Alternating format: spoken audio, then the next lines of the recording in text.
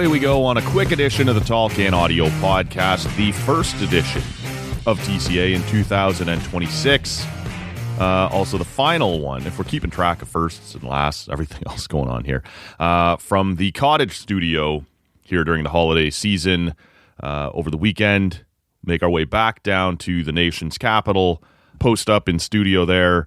Rob will be in on Sunday to do the usual Monday morning edition. We'll get back on track. Sometimes when I do these disappearing acts, I don't end up actually rumbling back into town until the Sunday, which throws a bit of a wrinkle into the Sunday recording session, which can impact your Monday, obviously, if you're counting on us to show up. That won't be the case this time. We will roll back in time to have the usual Monday show out. That'll be January 5th as sort of, I don't know, the second start of 2026, the unofficial start of 2026. Everybody's back to work, back to school, whatever else you got going on. We'll be back involved in all of that. We'll catch up with Rob and see how his holiday season went. We always start in the same place here. No reason for that to change, just because the calendar has. The first pint we'll have on the show in 2026 is from the Little Beasts Brewing Company. This is new to me. I'm not familiar with them in a big way. This is the Brewdolf Kolsch. So again, sort of polishing off some of the holiday season pints. And that's pretty nice. I mean, it's what you'd expect out of a Kolsch, right? But yeah, this was a nice year in terms of Christmas gift beers. I think on Christmas Day itself, just from the family, ended up with 14 different stouts, which is great.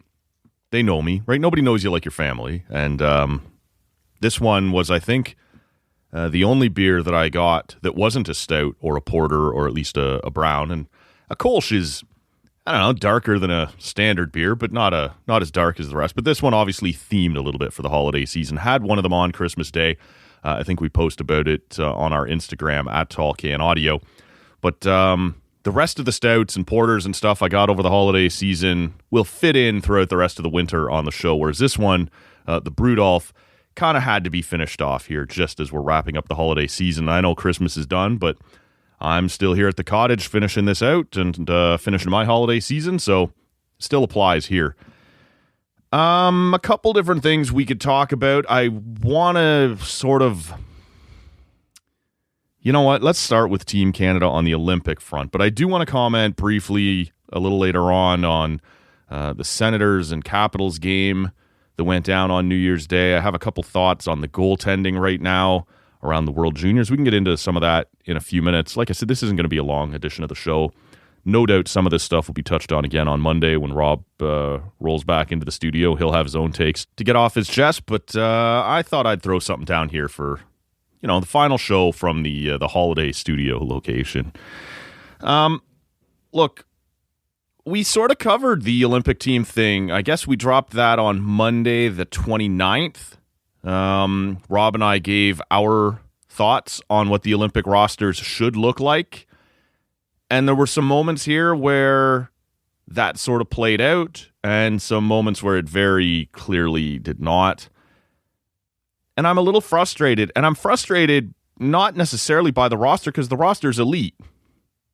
But it's always going to be.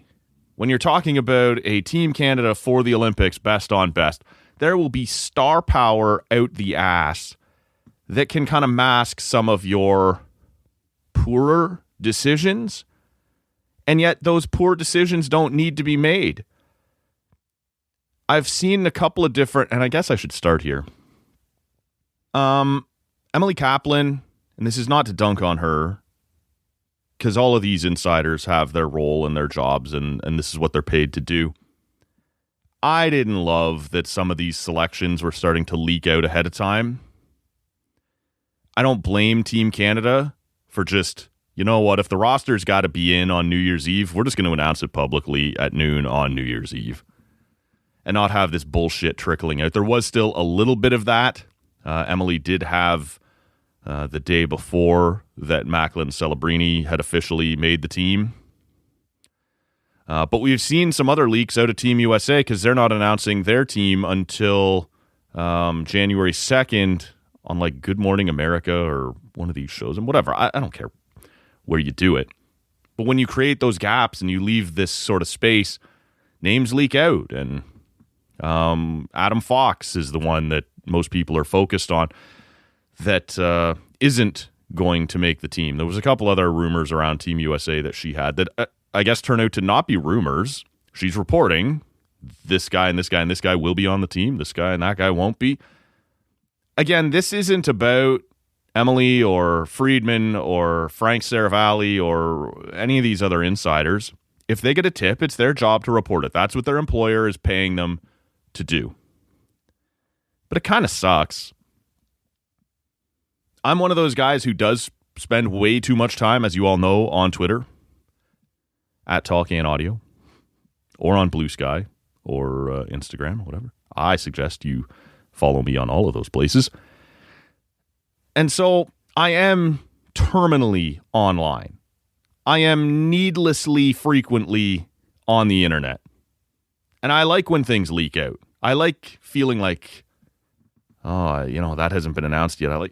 And yet, I think back when it comes to some of the Olympic announcements that we've done in the past, and I think we spoke to, that Rob and I spoke about this when we did our own Olympic announcements. Some of those days where I remember when I was a kid watching the team be announced with some of my friends when I'm 15 years old or whatever else. 2010 was similar. I don't really remember 2014. But there was something communal about it. We're all finding out at the same time, whether it's on Hockey Night in Canada or at a press conference or whatever it's going to be. We all sit down and we all find out who's going to represent Team Canada. And after that, we can all still disagree. We can all still have the arguments and the water cooler discussions and all of that. But there was a moment where everybody learns who's on the team. And a lot of that's gone now. And like I said, I'm not, I guess it's just me picking my spots a little bit, right? Which isn't fair. But a lot of people got really pissed at Frank Saravalli when he somehow got his hands on basically every name that the Seattle Kraken were going to take in the expansion draft. And I didn't care. Good for you, man. You got it. He leaked it. They should do a better job of protecting it. So it makes me a little hypocritical, I guess, that I kind of hate it for the Olympic teams. What's the difference? Some reporter got some information and put it out there. That's fair. It bugged me a little. So the morning of the announcement, I did mostly stay off Twitter. I didn't want it spoiled for me. I wanted to have that moment where we all find out. And it turned out we didn't learn a whole lot. They largely are running back the Four Nations team. But this all started a few minutes ago with the fact that we were dunking on Team USA when they were making some of these, or when Emily Kaplan was kind of putting out some of these reports that good old USA hockey, the conservative route, build the perfect, top six, bottom six, or what. And that is what they're doing. They're being needlessly conservative, which is great for us. But it would be better for us if we weren't doing the exact same thing. This is a Team Canada that might still win. Look, it's no worse than, I don't know what the percentage would be. 30%, 40%, 50%. Like, in theory, if it was Canada-USA for a gold medal, you'd just go 50-50. Anything could happen here. But the Swedes could win. Hell, the Czechs could win. The Finns could have a great performance. So it's less than 50-50.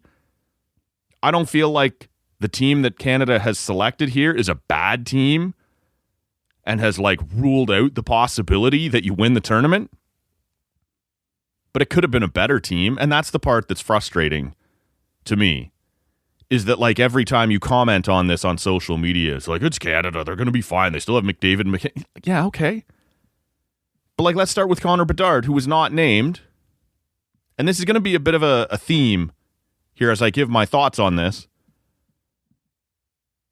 Some really dumb comments from Doug Armstrong and some of the other management types as they're being interviewed afterwards. Elliot Friedman, leading up to this, had said a few different times he had spoken to people, and the concern that they had with Connor Bedard is Hockey Canada was looking at the way the Four Nations game played out, the gold medal game against the Americans. I don't remember, was it 2-1 or 3-2? It was a low-scoring game. Can Connor Bedard play in that type of game? Or should we bring another Anthony Cirelli, another, lockdown defensive player to play in that type of game? And it makes me crazy. Like, why are you conceding the point that has to be the way that game plays out? Can Connor Bedard play in a 2-1 gold medal game? I don't know. Could he help you win a 6-1 gold medal game? Yeah, motherfucker could do that. Try to win. Try to score. Stop trying to win games 0 to -1, because it's probably never going to happen. I talk about dumb quotes out of Doug Armstrong, and he had a fucking mitt full of them on New Year's Eve. Somebody asked him point blank, how much did the Connor Bedard injury impact your decision? It's like, yeah, not much. When it came to Connor Bedard, how much did the injury impact kind of the decision-making process for him? I'm not going to say not a lot, quite honestly. His name was right there to the last second because we could have named him and then move forward. But I think the reality is there's so many good players and we just had difficult decisions to make. Well, then you're an idiot. If you had just come out and said, yeah, you know what, it's a shoulder injury. Sometimes those take a little while to get back from. Face-offs, he wouldn't have been taking face-offs at the Olympics. But you can sort of paint yourself in platitudes and go, yeah, we really wanted that guy, but the injury made us nervous. And it would have been bullshit, but at least it would have been defensible bullshit. At least you could have provided yourself the out. And I said that on the show when Rob and I did discuss this a few days ago, that I felt like the injury was going to be the way Hockey Canada let themselves off the hook for that decision. And that's exactly what happened. I did not expect them to come out and say something as idiotic as the injury didn't impact our decision. Because at the time Connor Bedard got injured, he was second in the league in points, behind only Nathan McKinnon, ahead of Connor McDavid. And I know the way these teams are selected. I'm not suggesting that in that moment, should decisions have gotten tough, you take Connor Bedard over Connor McDavid. But homeboy had put himself in second place in league scoring and then got hurt. So if you're not going to take him, you'd better come out and say, that injury scared the shit out of us. Instead of going, no, the injury wasn't a big deal. We just didn't want the second highest scorer in the league on our team. Womp, you fucking... And all of this goes back to the philosophy you would want to have as you build the team. Again, circling back to the conversation Rob and I had as we built the teams the way we thought it should go, I was going to be aggressive. I don't want to concede the point that we must play a 2-1 gold medal game. And so we'd better bring all of the best defensive play. We must have Anthony Cirelli here to play in that game, no matter how bad of a season he's playing. And we'll get to that in a second. Don't concede the point. Blow somebody away. You have the opportunity to do that. You have the talent to do that. And you're choosing not to use it. That bugs me. Oh, the injury wasn't a factor. Well, then you're fired. It's probably not the last time I'm going to use that phrase. Because we can talk about Nick Suzuki, Bo Horvat, and Anthony Cirelli. I don't want to keep, pointing you back to that conversation that we had on the 29th, but I'm gonna. Anthony Cirelli's been terrible this year. Been fucking terrible. And I look at it and I have no other way of viewing this than, yeah, but he's John Cooper's guy, so he gets to go. Because there's no other reason to have him on your team this year. And as I said, we talked about that on the 29th. You take Anthony Cirelli for his PK ability, for his defensive ability and his face-off ability. Well, this year, he's not defending well. He's not scoring, which has never been his game, but everyone was willing to overlook that last year, as long as you were bringing the other things. But he's not winning draws at the same rate this year. He's not killing penalties at the same rate this year, and he's not defending at the same rate this year. So what is it you would say you do here? Well, I like the coach, and he likes me. Well, I'm going to need more than that. Because Bo Horvat can kill penalties and win draws and might actually score a goal. And Nick Suzuki can kill penalties and win a faceoff and might actually score a goal. I can't have all three of you here. And I chose Suzuki and Horvat.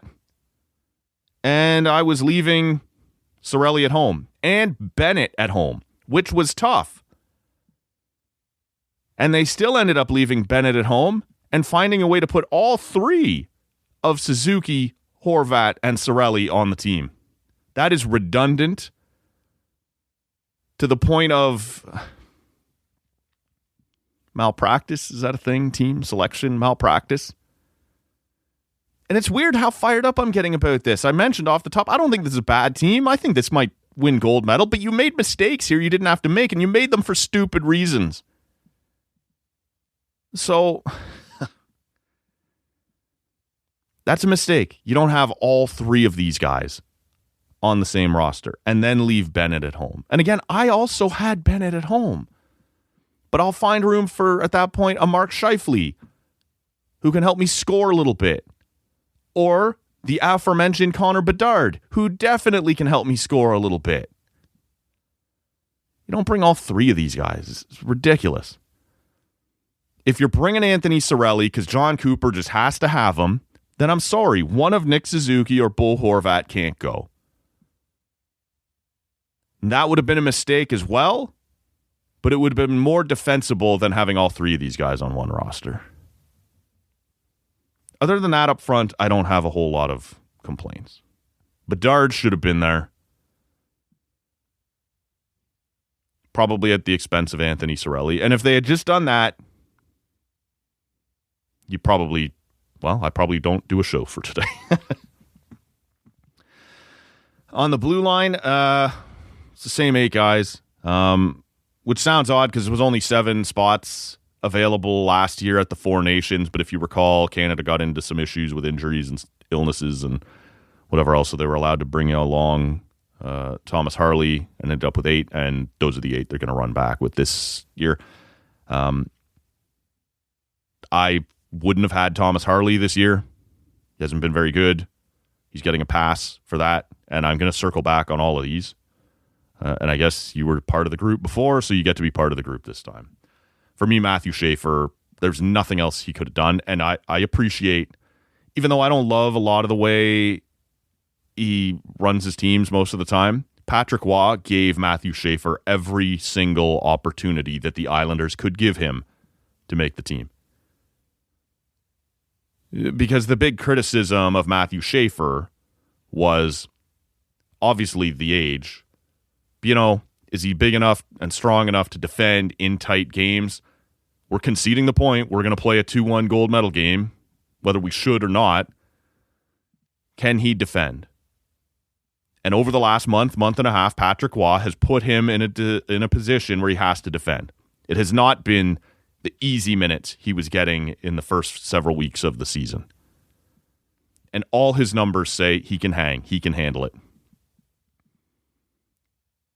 I'd have put him with Colton Parayko to kind of babysit him, cover up for any rookie mistakes he might make. And again, I will push. I will be aggressive. I will try to win a gold medal by outscoring my opponent instead of bringing all of Colton Parayko and Drew Doughty and Travis Sanheim. And again, redundancy. Off the glass and out, off the glass and out, off the glass and out. Somebody fucking pass the puck to Nathan McKinnon, who's inhuman this year. Somebody get it to McDavid with speed. You didn't build a blue line to do that. You built a sit back and defend blue line. And you know what? That sit back and defend blue line didn't work against the Americans in the gold medal game. they were blowing by Sanheim and Parayko. I understand the need for Parayko. Some size on the right side. Somebody who can stand up to the Tkachuks or JT Miller or whatever that's going to be. But I don't need him and an aged-out Doughty and a Sanheim who didn't look any good at the Four Nations and a Thomas Harley who hasn't earned it this year. And so to circle back on some of the ridiculous statements that were being made, and we'll get to the goaltending in a second. Thomas Harley gets to go even though he's not playing well. Anthony Cirelli gets to go even though he's not playing well. The Jordan Binnington of it all looms large. Speaking of not playing well, this was a group of NHL executives and coaches getting to say, I gotta have my guy.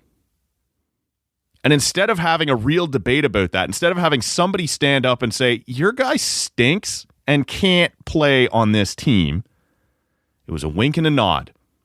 I won't cut Cirelli from the team as long as you don't object to Binnington on the team. And you got Jim Nill on the management staff down in Dallas going, yeah, I know Tom Harley, sure. We're pretty casual. Doesn't have to be Thomas. He and I, we're tight, even though I'm beating him up right now. It's Tom Harley. No one will cut him. Let's all just quietly, just because when we talk about these idiot decisions, and Jordan Binnington is the biggest idiot decision this group made, Doug Armstrong was asked about it. And he said it wasn't even really a question mark. It was never even really discussed. Well, then you're fired. The guy's like the second worst goaltender in the league this year, and you didn't even talk about it? Well, it's because of his legacy. It's because of his... No, not good enough, man. He had one good period at the Four Nations last year, and that cemented him on this team. He's not even the number one goalie in St. Louis this year. If Jordan Binnington is still good enough to go, even though he's lost his starting job to Joel Hofer in St. Louis, who is Canadian, by the way, why isn't Joel Hofer on the roster? And stick with me here, because it's not like I want Hofer on our roster, but I'm trying to find some sort of logic. I'm trying to figure out how you came up with all this shit. If Jordan Binnington is so great that he must be on the team, despite the fact that he is number 2 in St. Louis, then the guy who is number 1 in St. Louis must be that much better and better be on this Olympic roster. No?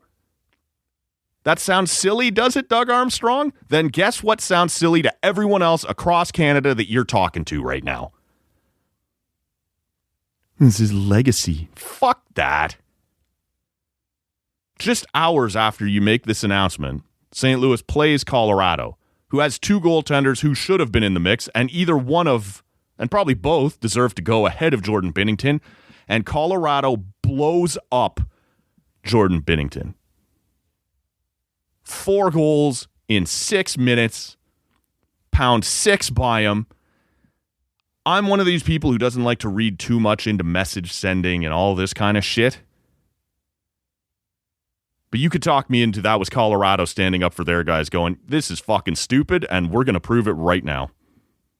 Wham, wham, wham. Go sit down, Jordan Binnington. Fuck, you're terrible. And at the same time that Doug Armstrong is defending him, he's like, wow, we haven't played very well in front of Jordan Binnington in St. Louis. Really? Because you just took Colton Parayko, your shutdown defenseman in St. Louis, and said he's good enough to be an Olympian. Can we have any kind of consistency? Can we have any kind of logic here at all? The number of Canadian goalies right now with better numbers than Jordan Binnington, the names you would hear. It's the Jake Allens of the world. It's Jet Greaves. It's both guys in Colorado. It's disgusting. So for Doug Armstrong to come out, he's either full of shit when he says it never came up, there was never a question mark about it, or there was a quiet, silent little agreement between Jim Nill and John Cooper to go, yep. I'm going to let you keep Anthony Cirelli, and I'm going to let you keep Thomas Harley, and you're just going to go, yep, it's all fine with Jordan Binnington. And I try and see all these insiders, and nobody asks any real questions at these press conferences because the hockey world is just so fucking incestuous that, well, if I make you look stupid at a press conference, you won't answer my question next time, or I'll be left out of God knows what. Nobody asks them any real questions about it. So half of them come out on their Sports Center hits or their Sportsnet hits or their podcasts, whatever else, the columns they're going to write. Well, just because they chose Jordan Binnington doesn't mean he has to start game one. What are you talking about? If you've already decided he's not good enough to start a game for you, you don't choose him. The smart decision, the easy decision, the slam dunk decision is you don't select Jordan Binnington. He's been awful. You bypassed that. You went ahead and you selected the awful Jordan Binnington. And now the defense is, well, you don't have to play him. Well, then what are we doing here? Idiocy. Just straight up stupid. And there is a reasonable discussion to be had about legacy versus who's playing well right now. And if it had come down to 4 or 5 guys in the mix and Jordan Binnington was a coin flip with one of them, and they had said, well, I had this guy in Jordan Binnington and Mackenzie Blackwood at exactly the same level. I thought they were exactly as good, which would have been asinine. But if you could make that argument and then say, so we went with the guy who's been loyal to the program and who has done it before, you don't hear a peep out of me right now. Fine. I get that. If it's a toss-up, go with the guy you know. Go with the guy who's done it for you before. There was no toss-up. The names, there are dozens of names ahead of Jordan Binnington, right? Including Joel Hofer, like I said, insane, who are having better years than Jordan Binnington. This is indefensible. And in coming years, the way you avoid this is you don't have an NHL executive make these decisions. A GM who's been recently fired, or somebody who's been around the game for a while, and you go for whatever you think, 2 calendar years, 3 calendar years. Hockey Canada hires you as its general manager, and you will have a budget to go around and speak to different NHL coaches and NHL executives and scouts and whatever else. But we are not going to have somebody who's going to protect his buddies, protect his players. And we certainly aren't going to have an entire staff made up that way. So this is a good Team Canada. Don't get me wrong. But with some just ridiculous decisions. Schaefer should have been there, for sure.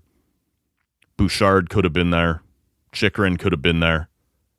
Instead, well, we'll just take the same 8 that couldn't keep up in the gold medal game at the Four Nations.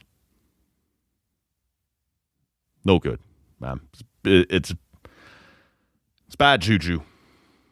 And I the idiot comments that were just point out the idea of the legacy selection versus the guy who's playing right now thing. Doug Armstrong's on overdrive on TSN 1050 on New Year's Eve. And as an example, because he thinks it's a safe thing to do, because if Sidney Crosby only had 4 points this year, he'd be on the team based on what he'd done. Yeah, I'll talk more in general terms with all of our players. You have guys that resumes are deep and long. You look at a guy like Sidney Crosby, he could be sitting here with 4 points and still be on the team because of who he is and what he does. Then you're fired. We all love Sidney Crosby. We all know how great he's been. We all know what he's done internationally before. If he only had 4 points this year, it would be a clear indication he's too old and can't go anymore, and it would be indefensible to select him. Now, that's not what happened. Sidney Crosby's been great, and that's why he tried to use him as a shield to sit. But no, that would not be reasonable. You would look like an asshole again. Don't use that name to defend yourself. If Sidney Crosby had 4 points this year and you chose him, I would be doing this show right now going, you're an idiot and you shouldn't have this job. Know when to cut bait. Know when to make a better selection. Because this is not about the relationship you have with your guys on your roster or with guys who have been great in the past for Canada. This is about selecting the best team to represent this country. Not the best way to play politics with the NHLPA. Some of the selections that they made are defensible. Binnington is not. These sorts of things. The comments he's making afterwards have made himself look so much worse than the selections needed to. Or than the simple selections themselves would have. Just fucking 200 hockey men, right? Same way it's always been. While we're on the Hockey Canada thing, quickly, I've been wrestling this since the New Year's Eve game. I am not, as you guys know, a junior hockey guy, but Carter George hasn't looked right through almost the entire tournament. I am willing to overlook the goal that Canada challenged for interference against the Finns. Didn't go their way. And it's so funny to me, man. There's always this guy on Twitter. It's like, well, his glove was outside. And that is the rule that apparently the refs used to say that goal counts. His glove was out. His feet are solidly planted in the crease. He's entitled to that space. So I'm sort of pointing out, because it's not just that. If you had been watching the USA-Sweden game earlier, the Swedish goaltender got hosed too. Got called for diving, despite clear evidence that it was not a dive. And so after those two calls, I post on our Talk In Audio Twitter account, IIHF officiating at its best. And there's always one guy who's going to be in the replies, and it's not just in our replies. He's going to be everywhere. Saying, well, his glove was outside the crease, so that's actually fine. You know what, man? If nobody on Twitter agrees with you, and none of the insiders and analysts and whatever online agree with you, and nobody on the broadcast agrees with you, stop trying to paint yourself as smarter than everybody else by showing up in everyone's replies when everyone is going, that's fucked up. You're the one guy, eh? You've got it figured out. You're smarter than everybody else. Cool. There was an element to that, obviously. It had me a little fired up. Point being, even outside of that goal, Carter George was not good in the New Year's Eve game. He's not been particularly great in the other games. And this is not to dump on the guy. He's the only reason Canada was even marginally competitive last year.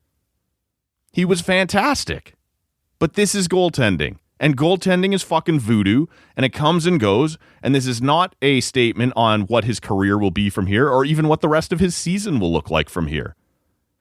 He seems to be fighting it in the moment. But you've only given Jack Ivankovic, the backup goaltender, one game thus far. It was against Latvia, and you won it. He only gave up one goal. But he faced those fuckers last year and had a hard time too. Point being, it's not like Latvia tested him that much, and I don't know what you'd be getting, and it would be difficult to hand him the reins right now, going into the quarterfinal. Hey, we know you didn't get much last year. Hey, we know you didn't get much this year, but you're now the guy. Good luck in that quarterfinal. Don't blow it for us, please. I assume he'd be fine. Everything I hear about the guy is that he's mentally strong, he's a great goaltender, and he could do the job for Canada. But it is a gamble to hand the ball to a kid in that moment. You are undefeated in the round robin. They asked Carter George about that, I believe it was Mark Masters, after the New Year's Eve game. He's got a save percentage of .844 in this tournament. which is not great. He goes, yeah, but undefeated. Just finished first place in the pool, which is a fair point, man. Just win, baby. But there's a part of me that's like, I think I might be looking to hand this off to the other guy. And I do wonder if that's a reasonable thing to do, especially to a teenager, or if you've set yourself up for failure here either way. Like if he goes with Ivan Kovic in the quarterfinal, and it's, what have they got, Slovakia? You should win that. But you should have won against Latvia last year and didn't. And again, that wasn't all goaltending. This wouldn't be all goaltending. If you lose after switching goaltenders going into a quarterfinal, whether it's in the quarterfinal or not, you have set yourself up to be criticized. And yet, if you stick with Carter George, who clearly is fighting it right now, and don't make a move, you're setting yourself up for criticism. I think Dale Hunter is in a really tough spot right now. And I would imagine that his response to that would be to start Carter George in the quarter. I've come this far with the guy. This has been our guy. He was going to be our number one guy. We will ride or die. And I sort of get that. But there is a part of me that would be really tempted to go with Ivan Kovic here and see if you can shake things up a little bit and hope he plays a little bit better. Last thing, watched a little bit of the Sens and Caps. Well, watched most of the Sens and Caps on New Year's Day. And I don't want to rip on the Sens. They got a win. And it did not look early like they were going to get a win. Down 2-0. Man, like, you never want to say an athlete isn't trying. But for the first period, maybe even the first period and a half, it really felt like there was just a lot of floating happening. A lot of guys that were out there, but just not fully bought in. Just not fully invested in this one. Now, they pull it out of the fire in the second half of the game, come back, tie it up, actually get the 3-2 lead. I didn't love the 3-3 goal from Protas. That sort of felt like it was a little too easy. But they didn't cave. They come back and score another one. Zetterlund, who has looked much better in the last several weeks. I don't know if it's opportunity. I don't know if it's being more comfortable. You know, I've brought this up so many times on the show before that I really liked that acquisition for the Senators last year at the deadline. And you wouldn't have said it was a disaster, but it wasn't really working out. And part of that, early on, we've talked about it, was the Sens were rolling a bit. It was hard for him to find a spot. So he was kind of down on the fourth line. He'd get bumped up now and then to see if they could get something going. And he really wasn't all that great in the first, 6 weeks, 8 weeks of the season. Again, fine, but not what you had hoped for. He sort of looks to me in the last couple of weeks a lot closer to what I thought he would look like. So I don't know if that's just being given better opportunities, being more comfortable in the market, being more comfortable with your coaching staff or your teammates, whatever it might be. But he sort of feels a little closer to what I thought the Sens would be getting, and he scores a beauty of a game winner. Chabot driving the net, clearly something the Sens were missing while he was out. Like, he creates, even if it's not him specifically getting the goal or making the pass, there are things he does on the ice that like Tyler Klevin would not have driven the net like that. And that's not a rip on Klevin. It's just Chabot is a different type of player, and he opens up some lanes when you do that and allows Zetterlund to score that goal. So the Sens needed that win in a big way. And I'm not sure they were full value for it based on the way you play in the first half of that game. But trust me, the team I watch and cheer for has won some games they have not deserved to win. You take them all, right? The Sens, I think, came into the calendar year 2026 and last in the East. Yet with a win today, still very much alive in the playoffs. And I still look at that group and say, yeah, I still think they get in. Like, Buffalo, what are they at now? 10 in a row? Just went in and beat Dallas on the road? Are we really sure they're suddenly good? Detroit? Like, somebody's going to fall out. And I think a couple might. And even though the Sens are in a bad spot right now, I do still think the Sens have, whatever, a 7-2-1 run in them, a 9-1-3 run in them, something like that. It's going to be harder without Allmark. I don't think anybody knows how long he's going to be away. But if Zetterlund gets going a little bit, now Shabbat's back and kind of back up to speed. That doesn't happen right away after you miss the kind of time he did with the injury. Sanderson's going to be energized going into the Olympics. I think that was a big win. Because like I said, that felt early on New Year's Day like the type of game the Sens could just piss away. Like, well, we don't have it today, and it just gets away from you. And to their credit, after what I thought was a pretty soft start, they did get going. And whether coaches want to come out, players want to come out and give the cliched press conference after we gave a full 60 minutes here, and that's what, not today. But you gave enough to get 2 points and move on. On to the next one.